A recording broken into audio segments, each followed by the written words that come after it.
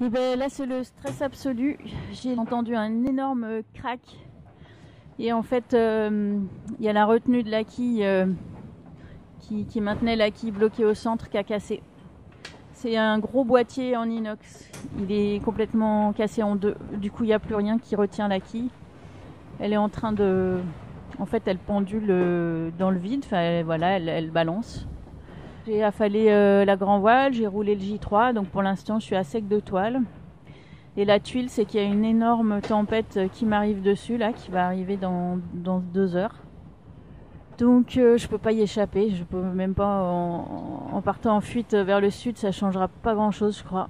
Donc waouh, putain c'est chaud. Seul en mer.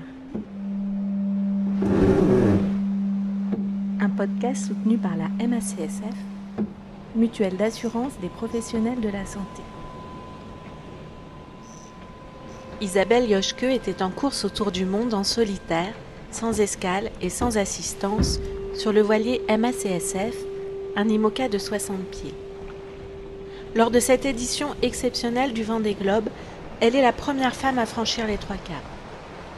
Mais alors qu'elle navigue en 11e position, à l'est des îles Malouines au large de l'Argentine, elle rencontre des problèmes de quilles conséquents et elle est contrainte d'abandonner la course en pleine tempête. Par ses mots, par sa voix, par ses silences, elle partage avec nous son retour à terre. Et ben là je commence à flipper grave, hein. Je vois qu'il y a de l'eau qui commence à rentrer. Je suis à 1000 milles de la terre la plus proche. Et le vent m'y pousse pas du tout. En fait le vent me pousse à l'opposé pour l'instant. Waouh, je flippe un peu là, franchement.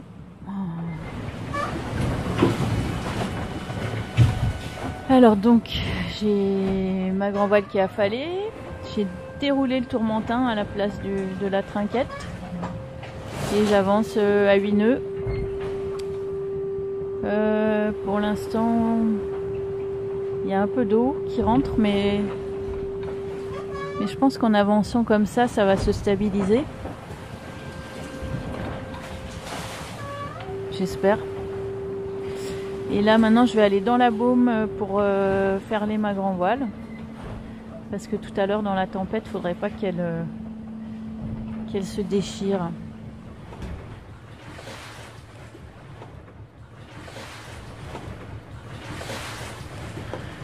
Bon bah ça fait 3 heures que j'écope quasiment en continu les fonds. Parce qu'il y a une entrée d'eau permanente. Alors j'arrive à étaler, mais il faut quand même être dessus. Et je me sens comme un espèce d'automate là qui fait les choses mécaniquement, un peu comme si là il n'y a pas d'émotion qui a envie de se pointer. Ou c'est peut-être moi qui n'ai pas super envie là d'être dans l'émotion. Je me sens un peu lobotomisée en fait. Je crois que je suis sous le choc. Du coup je suis partie en fuite. La tempête est en train tranquillement de m'arriver dessus. Pour l'instant le bateau me paraît en sécurité. Mais j'espère que ça va pas être trop gros et trop fort tout à l'heure. Et puis voilà, en attendant que mon cerveau se décoince, je vais aller me faire un plat de pâtes, je crois.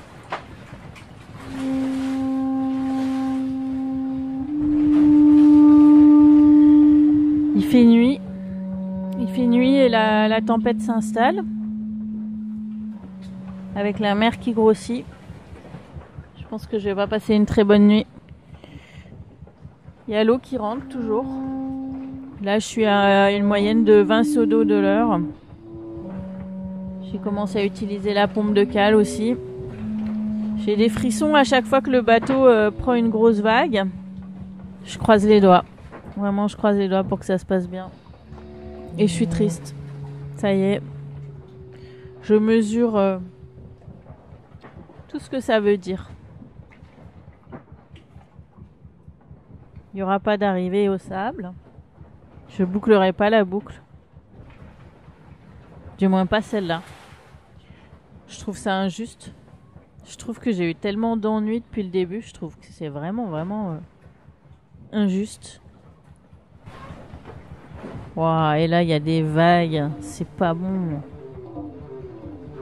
Ah, c'est dur, vraiment, c'est dur.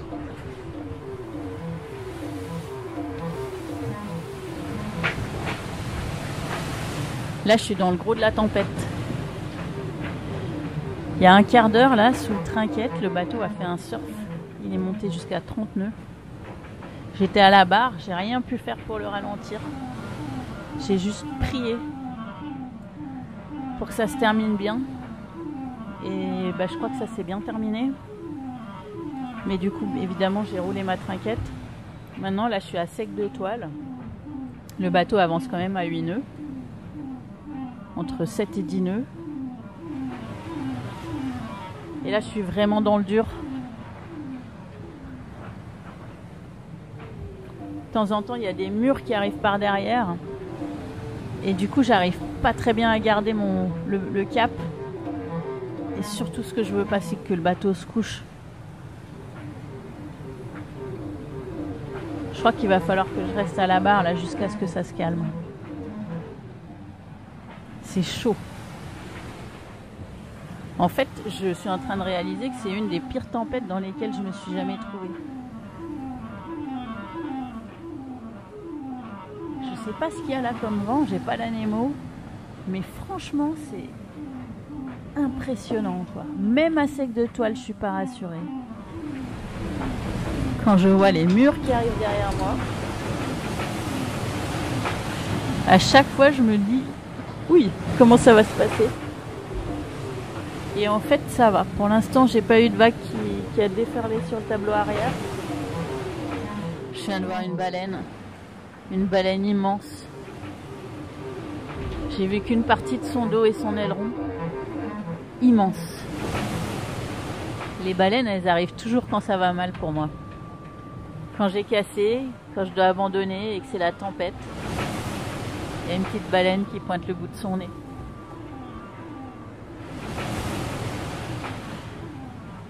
Quand je pense que la baleine, elle est parfaitement à l'aise dans ces conditions. Waouh, waouh, waouh. Ça y est, j'ai rattrapé. Les oiseaux, ils sont parfaitement à l'aise. Il n'y a rien de plus normal pour eux. Et moi, je suis là, accrochée à ma barre, à serrer les fesses quand il y a une grosse vague qui arrive de derrière, un peu par le travers. Le cœur serré et j'attends que ça se calme.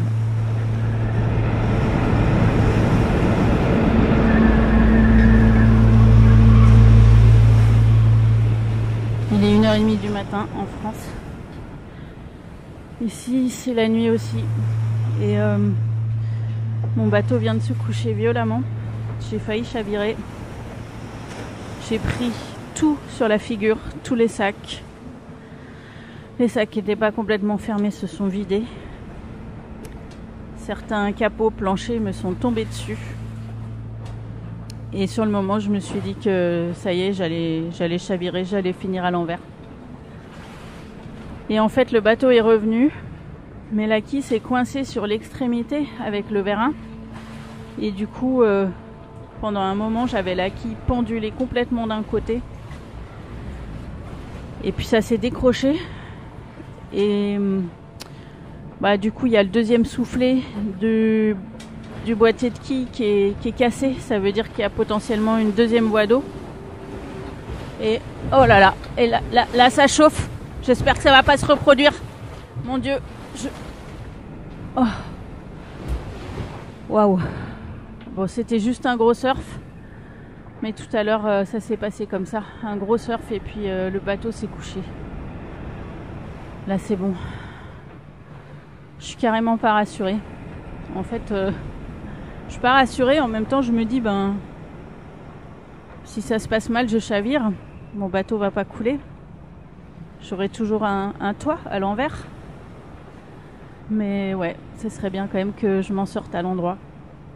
En fait, ce qui est chaud, c'est qu'à la fin de la tempête, les vagues sont fortes encore, sont très fortes. Et c'est là qu'arrivent les mauvaises surprises. Et je crois que je suis vraiment dans ce truc-là de fin de tempête, un résiduel de vagues énorme, le vent qui se calme un peu. Bon, il y a encore bien 30 nœuds, sans doute plus. Mais voilà, c'est peut-être le moment critique là maintenant. Donc je croise les doigts. Vraiment, je croise les doigts. La nuit va pas être facile. Mes couvertures sont trempées. En fait, tout est tombé dans l'endroit qui prend l'eau. Là, le côté tribord, en fait, il y a une grande bassine qui est souvent remplie d'eau. Si j'écope pas pendant 2 heures, elle est pleine d'eau. Et tout est tombé dedans. Mes couvertures, mon oreiller, mes vêtements, ma nourriture. Et là, je regarde le plafond et je vois qu'il y a de la soupe miso et des restes de crackers. Donc en fait, parce que j'étais en train de me préparer une soupe au moment où le bateau s'est couché. J'en déduis que le bateau a fait plus que 90 degrés pour que la soupe aille si haut. Je pense qu'on a dû aller vraiment au max limite chavirage. Un peu l'impression de m'en remettre au sort. Quand j'entends un bruit sourd métallique ou que le bateau accélère et qu'il commence à vibrer, là comme maintenant, là j'ai quelque chose qui se serre dans mon ventre. J'ai de l'appréhension et puis quand le bateau ralentit et que ça se pose, ça se desserre, ça s'apaise. J'ai des va-et-vient comme ça. Et puis là je pense que j'ai encore 5 heures de nuit noire devant moi. Donc je ne vois pas les vagues. J'ai hâte qu'il fasse jour. J'ai vraiment hâte qu'il fasse jour. Et là j'entends plein de bruits que j'aime pas. Pas du tout.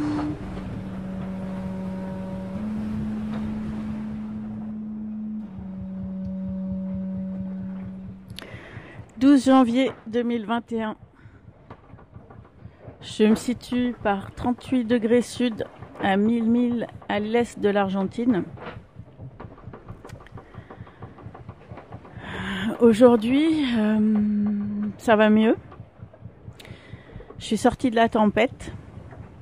Ça y est, maintenant j'ai des problématiques bientôt de pétole. Il n'y a plus assez de vent. J'ai dormi comme à la maison toute la nuit. Plus de 8 heures d'affilée. Pour la première fois depuis plus de 60 jours. Je fais cap au nord-nord-est et je sais toujours pas où je vais. Mais l'intention, c'est de rejoindre le Brésil. Dans combien de temps, je sais pas. 12 jours, 14 jours. Les vents décideront pour moi. Et là, je vais faire un truc que j'aime pas faire quand j'ai abandonné une course, mais je peux pas m'empêcher. C'est charger les fichiers des concurrents et regarder où en est la flotte. J'ai envie de savoir comment ça se passe pour eux. Et en même temps, ça me fait mal. Quand je vois toute cette flotte qui me rattrape. Tout le travail qui est un peu foutu à l'eau. Ça me rend triste. Mais je vais le faire quand même. 13 janvier 2021. Mon état du moment n'est pas très clair. Je suis lasse. Je crois que je digère encore ma déception. Et en même temps, ça va, je prends mon parti de la situation, je me repose, je bricole un peu, je lis des journaux qu'on m'a envoyés. Je suis un peu partagée. Je suis toujours au plein milieu de l'Atlantique Sud, par 35 degrés nord, et je me dirige... en fait, je me dirige vers le nord-est, mais contrairement aux apparences, j'ai bien prévu d'aller atterrir dans le nord-ouest, c'est-à-dire au Brésil. Mais je suis obligée de faire un petit détour pour attraper des vents portants. Ce soir, je suis pas très rassurée parce qu'il y a un front à passer cette nuit. Ça me rassure pas. Dans combien de jours je vais atterrir, je sais pas, puisque je sais même pas où je vais atterrir. Probablement entre 12 et 15 jours, toujours. J'ai l'impression que ce chiffre va jamais bouger. Je prends mon mal en patience. Il y a des grains là qui passent. Il pleut des centaines de litres d'eau sur le bateau. C'est monumental. Et le vent tourne, il fait le tour du cadran. Il tourne dans tous les sens. Et comme je suis toute voile dehors, il faut absolument pas que je me trouve prise dans une rafale. Donc c'est un peu chaud. J'essaye de suivre le vent pour rester bien vent arrière, quitte à faire des zigzags, des tours sur moi-même. Mais j'avoue que je serai plus rassurée quand il arrêtera de pleuvoir, quand je verrai à nouveau les étoiles. Là, j'aime pas trop la situation. Je voudrais pas être surprise et plus pouvoir rouler les voiles et avoir le bateau qui se couche à nouveau. En plus, à l'intérieur, rien n'est prêt pour un incident de ce genre. J'ai pas tout amarré là depuis qu'il y a plus de vent, je me méfie pas trop. C'est pas bon. Je croise les doigts. 18 janvier. Il fait soleil. Le bateau avance tout doucement à 6-7 nœuds à peu près. Là, je me situe à 950 milles de Salvador de Bahia. Salvador, c'est là où je vais accoster dans, j'espère, une semaine et où je serai rejointe par mon équipe technique. Là, on essaiera de remettre le bateau en état pour qu'il puisse traverser l'Atlantique et rentrer en France. Les journées passent vite et c'est étrange parce que à la fois, c'est comme si le temps là, il s'était vraiment arrêté. L'idée, c'est d'aller tout doucement, de ne pas se presser. Je m'ennuie toujours pas. J'ai un autre rapport à l'environnement dans lequel je me trouve. Un rapport sans pression, sans objectif. Juste celui d'être là. Avec bien sûr l'idée de rester en sécurité et de ramener mon bateau. Et je me rends compte que je profite vraiment du quotidien. Et je trouve ça très agréable. C'est comme si ça compensait toutes ces semaines passées à toujours tout faire vite, à toujours exiger énormément de moi. Et là, c'est l'inverse. Je fais ce que j'ai envie de faire, ni plus ni moins. Mais vraiment plus du tout dans l'idée de me surmener ou de me fatiguer. C'est un peu comme si je rétablissais la balance. Aujourd'hui, c'est le jeudi 21 janvier. Je me situe à moins de 500 milles de Salvador de Bahia, où j'espère arriver dans maximum 3 jours. Là, dans l'instant, je suis coincée dans un grain, avec le vent qui tourne un peu, voire beaucoup. Et là, je vois arriver depuis une heure Charal qui s'approche, qui arrive par le sud et qui avance bien sûr tout voile dehors à 15 nœuds, pendant que moi j'avance à 5 nœuds. Et moi, je profite de mes 3 derniers jours de lenteur. Une fois arrivé à Bahia, ce sera plus la même.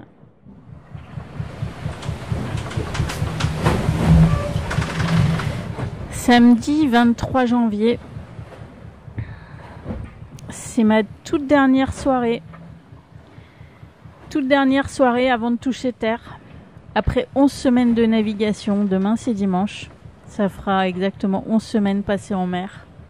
Ça me fait bizarre de me dire que je vais toucher terre, que je vais retrouver une grande ville, que je vais retrouver mon équipe. Je me réjouis et en même temps, j'appréhende un petit peu. Je pense que c'est normal. Ici, je suis au calme. Je suis quand même toute seule depuis 2 mois et demi. En attendant, je vais profiter de cette dernière nuit, qui va pas être facile parce qu'à mon avis, je vais encore slalomer entre les grains. Profiter de ces derniers moments, seul, au calme. Parce que le bateau, quand il avance pas vite, il est très calme. Et demain, c'est une nouvelle étape qui démarre. Ça y est, je vois la côte qui se dessine devant moi. En fait, je vois des immeubles surtout. Je vois les immeubles de Salvador. J'ai pas vu de côte depuis le départ du Vendée Globe. Depuis presque 80 jours. Ça fait bizarre de voir un horizon qui à un endroit n'est plus tout plat.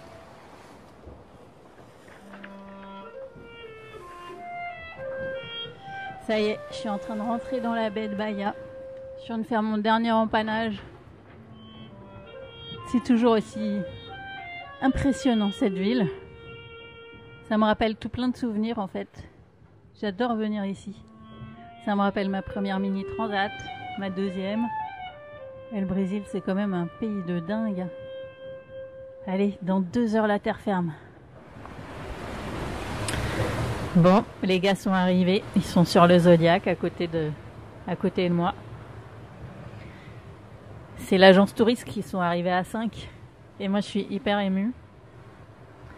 Parce que je suis en train de comprendre que ce voyage touche à sa fin. Et c'est un grand voyage. Je me mets à l'intérieur parce que j'ai pas envie que les gars me voient pleurer. C'est con. Mais c'est comme ça. En fait, je suis aussi émue que le jour où je suis partie. Peu importe que ça se termine à Salvador ou au sable. C'était quand même un immense voyage.